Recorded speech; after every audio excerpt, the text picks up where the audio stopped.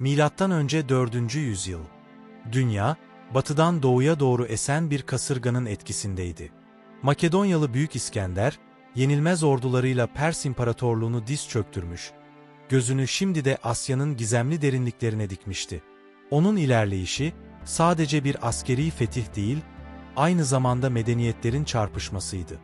Ve bu çarpışmanın arifesinde, Saka bozkırlarında genç bir hükümdar, halkının kaderini belirleyecek bir kararın eşiğindeydi. O, Hakan Şu'ydu. Hakan Şu'nun otağına ulaşan haberci, nefes nefeseydi. Günlerdir at koşturmuş, yorgunluktan bitap düşmüş bedeni, getirdiği haberin ağırlığı altında eziliyordu. "Hakanım," diye fısıldadı kuru dudaklarının arasından. "Batıdan gelen ordu durdurulamıyor. Başlarında İskender dedikleri bir komutan var. Girdikleri her yeri yakıp yıkıyor. Direnen hiçbir halka aman vermiyorlar. Ordusu, çekirge sürüsü gibi. Sayılarını kestirmek mümkün değil." Otağda bir anlık ölüm sessizliği oldu. Ak saçlı beyler, tecrübeli komutanlar birbirine baktı. Kimi öfkeyle kılıcının kabzasını sıkıyor. "Vuruşarak ölürüz, yurdumuzu teslim etmeyiz," diye homurdanıyordu. Kimi ise endişeyle başını öne eğmişti. Bu, daha önce karşılaştıkları hiçbir düşmana benzemiyordu. Bu, topyekün bir yok oluş tehdidiydi. Hakan Şu, herkesi dinledi. Genç yaşına rağmen gözlerinde atalarının binlerce yıllık bilgeliği parlıyordu. O, gücün sadece bilekte ve kılıçta olmadığını biliyordu. Asıl güç, halkını yaşatabilmekteydi. Ayağa kalktı. Sesi sakin ama kararlıydı. "Beylerim, atalarımız bize bu toprakları kanla değil, akılla yurt kılmıştır. İskender denen komutanın amacı savaşmak ve yok etmek. Bizim amacımız ise yaşamak ve var olmaktır. Onun gücü ordusunun sayısındadır.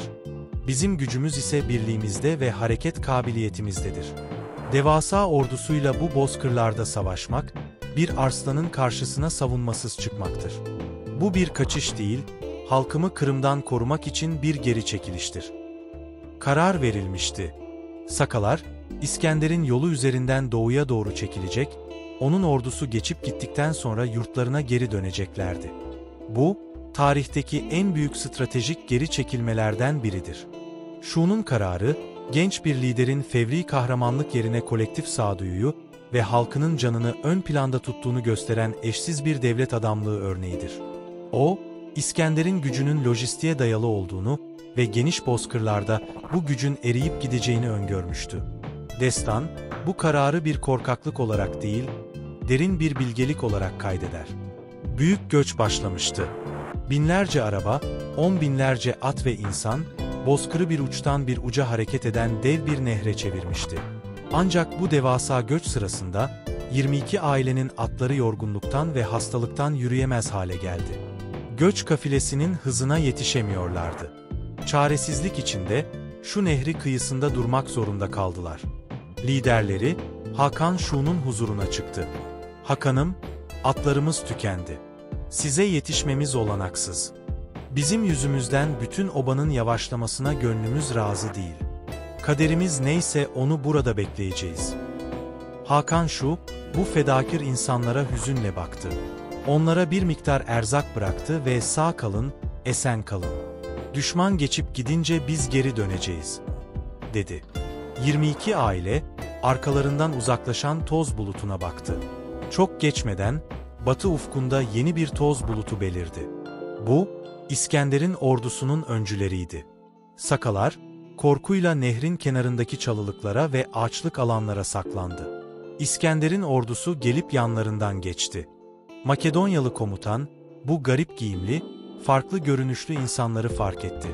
Yanındaki Farsça konuşan tercümanına sordu. "Bunlar kim?" İskender, onların geride kalmış Türkler olduğunu anlayınca, Farsça bir ifade kullandı. "Türkmanent." Türkmanent, Farsçada Türk'e benzer, Türk gibi anlamına geliyordu. Zamanla bu ifade, o bölgede kalan bu 22 ailenin ve onların soyundan gelenlerin adı oldu. Türkmen. Aylar sonra, İskender'in ordusu doğunun derinliklerinde kaybolup gittiğinde, Hakan Şu ve halkı yurtlarına geri döndü. Şu nehri kıyısına geldiklerinde, geride bıraktıkları 22 ailenin hayatta olduğunu, hatta çoğaldıklarını gördüler. Büyük bir sevinçle kucaklaştılar. Hakan Şu, geri döndükleri bu topraklarda yeni bir şehir kurdu ve adını Şu koydu. Geride kalanlar ise Türkmen adıyla anılmaya devam etti ve Saka halkının önemli bir parçası oldu. Şu destanı, sadece bir hükümdarın askeri dehasını değil, aynı zamanda onun bilgeliğini ve halkına olan bağlılığını anlatır. Kaba kuvvete karşı aklın zaferini, yok edici bir gücün karşısında var olma iradesini ve bir milletin en zor zamanlarda bile nasıl yeniden filizlenebileceğini gösterir. Ve bir ismin, Türkmen adının kökenine dair sunduğu bu efsaneyle, tarihin derinliklerinden bugüne uzanan bir köprü kurar.